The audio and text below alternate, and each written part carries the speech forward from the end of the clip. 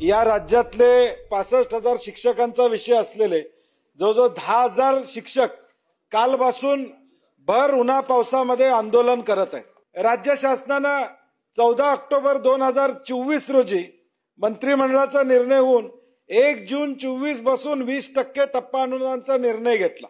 15 ऑक्टोबरला आचारसंहिता लागली।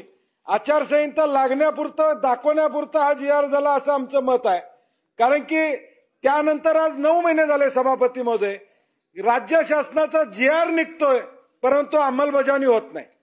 सभापती महोदय, सन्माननीय सतेज पाटील साहेबांनी अतिशय महत्त्वाचा मुद्दा या ठिकाणी मांडला आहे। फक्त सतेज पाटील साहेब, हा मुद्दा मांडत असताना एक बोट आमच्याकडे आणि 4 बोट तुमच्याकडे आहे। पहिल्यांदा तर या सगळ्या संस्थांना मान्यता तुम्ही दिली, सगळ्या संस्थांना तुमच्या काळात मान्यता मिळाली आणि काय सांगून दिली? हे सांगून दिली की कायम विना अनुदानित। त्याच्यानंतर त्याचा कायम शब्द तुम्हीच काढला। काढल्यानंतर एक नवा पैसा तुम्ही दिला नाही, एक नवा पैसा, एक टप्पा देखील तुम्ही दिला नाही। याचा पहिला टप्पा देखील, हा पहिला टप्पा देखील मी ज्यावेळेस आम्ही मुख्यमंत्री होतो त्यावेळेस आम्ही तो दिला। दुसरा टप्पाही आम्ही दिला 40%चा। त्यामुळे मध्यंतरीच्या काळामध्ये 2.5 वर्ष तुमचं सरकार होतं। त्या सरकारच्या काळामध्ये फुटकी कवडी तुम्ही दिली नाही यांना, फुटकी कवडी